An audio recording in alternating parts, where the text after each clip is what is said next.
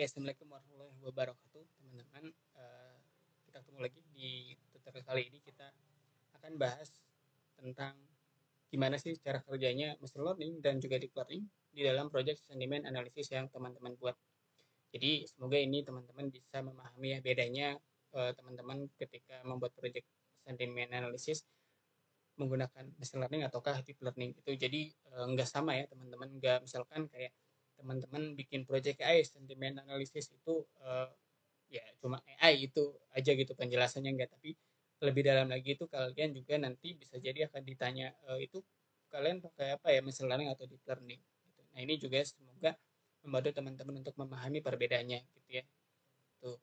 Nah kita bahas ya sekarang, kita bahas di machine learning dulu. Prosesnya di sini pertama pastinya kalian menginput sebuah data sentimen gitu ya, entah kalian data tweet ataupun di luar daripada data Twitter.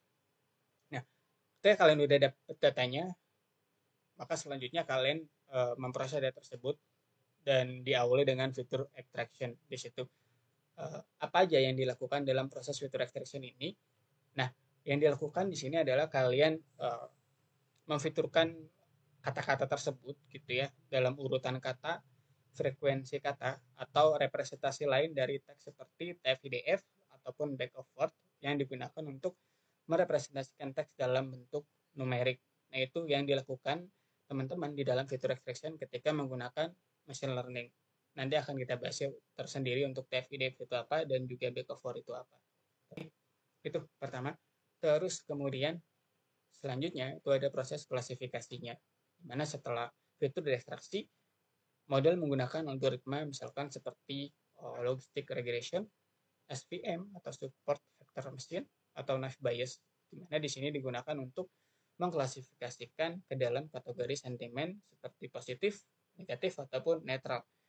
Nah, setelah proses klasifikasi tersebut, barulah keluar output dari hasil klasifikasinya.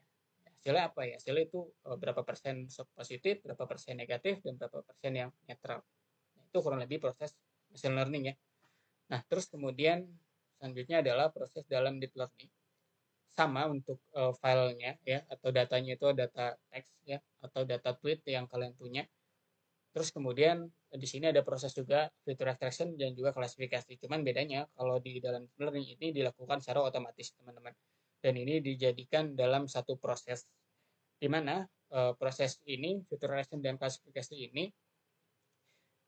itu dia menggunakan neural network, teman-teman. Nah, biasanya di sini dia menggunakan RNN ataupun LSTM atau long short term memory, atau juga bisa menggunakan transformer model misalkan seperti BERT ya yang sempat kita bahas tuh sebelumnya, yang IndoBERT gitu.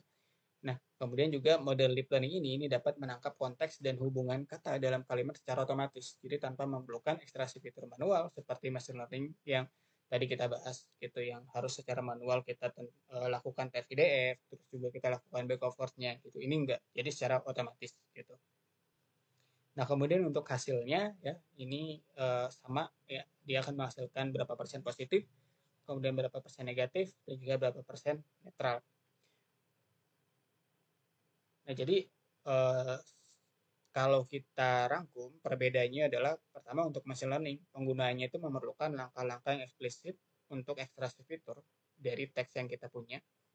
Misalnya kita harus menggunakan TF-IDF ataupun back of word ya, yang kemudian baru diklasifikasi menggunakan algoritma. Terus kemudian kalau deep learning, ini fitur diekstraksi secara otomatis oleh model neural network yang dimana model tersebut mampu memahami konteks dan hubungan antara kata dalam kalimat sehingga tidak perlu melakukan pengolahan fitur secara manual atau fitur extraction secara manual gitu, teman-teman. Nah, terus pasti ada pertanyaannya, lebih baik kita pakai mana sih, deep learning atau machine learning? Nah, itu teman-teman nggak melulu gitu ya, kayak seakan-akan deep learning itu keren nih gitu ya, otomatis otomatis kita jadi lebih mudah, jadi kayaknya lebih bagus pakai deep learning. Enggak juga gitu. Jadi tergantung kondisi dari teman-teman yang sedang alami juga sebetulnya. Kayak misal gini, kalian datanya itu nggak banyak nih punyanya gitu, terus kalian maksa pakai deep learning gitu, itu belum tentu itu jadi lebih bagus, teman-teman. Belum tentu jadi lebih bagus, bahkan itu sebaiknya kalian menggunakan machine learning bukan deep learning gitu. Kenapa bisa seperti itu? Karena deep learning ini dia membutuhkan jumlah data yang sangat besar untuk belajar secara efektif. Karena model deep learning ini dia memiliki banyak parameter seperti dalam jaringan neural network banyak lapisannya di situ dalamnya.